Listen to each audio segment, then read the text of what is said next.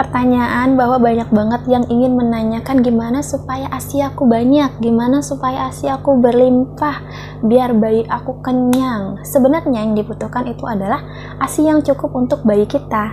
Oke, mari kita simak video berikut ini. Bye!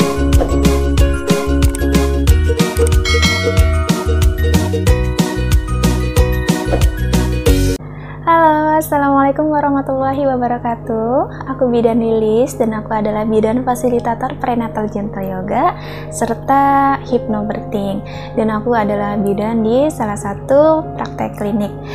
Nah, drama setelah melahirkan itu adalah tidak jauh-jauh dari ASI, yang mana setelah melahirkan pasti banyak ibu yang pengen langsung nyusuin bayinya. Yang diharapkan apa? Yang diharapkan adalah ASI. Ya, ASInya ada, ASInya banyak, ASInya berlimpah. Dia dapat menyusui bayinya secara langsung, kemudian dia dapat membuat si bayi itu kenyang. Nah, itu yang diharapkan. Sebenarnya yang kita butuhkan adalah ASI kita cukup loh untuk si bayi. Bayi menangis, kita melihat bayi kita lagi nangis nih, apa yang ada di pikiran kita?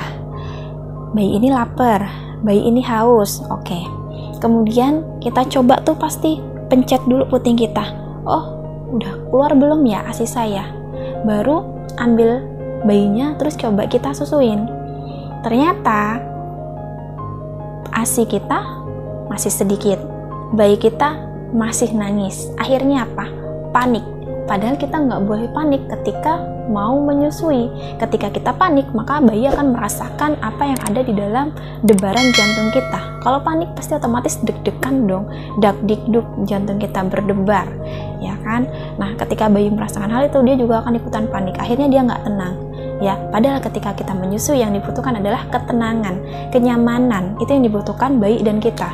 Gitu. Ya.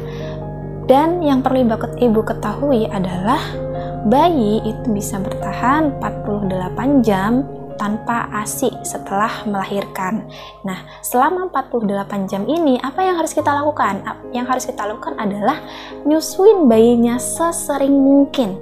Ya, sesering mungkin.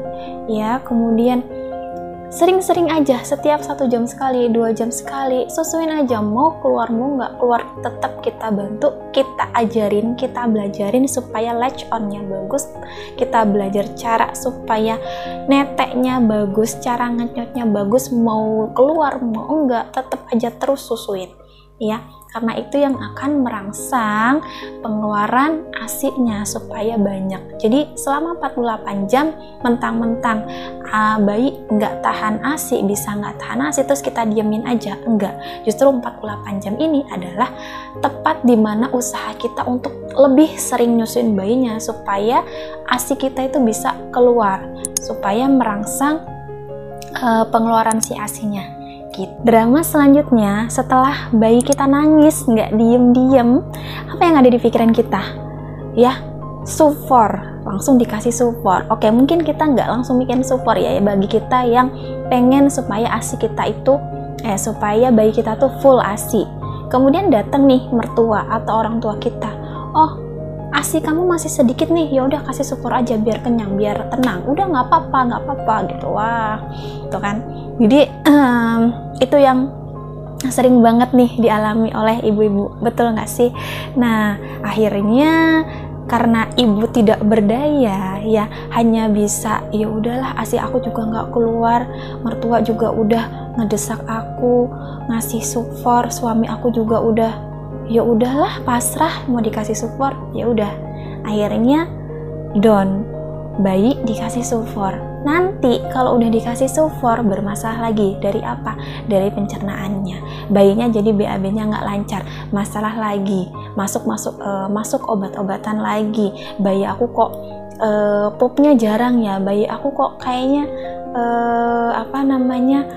perutnya besar banget ya, nggak BAB ya, semuanya aja gitu, permasalahannya datang bertubi-tubi gitu. Jadi saya mohon sekali ya, pesan buat ibu-ibu di luar sana, ayo kita belajar bareng, harus tahu nih ya, ketika memang dari awal melahirkan ya dari awal setelah melahirkan ASI aku kok belum keluar sama sekali, ya usaha, ayo ikhtiar bareng-bareng, sugestinya dimantepin, dibagusin gitu. Jadi supaya apa?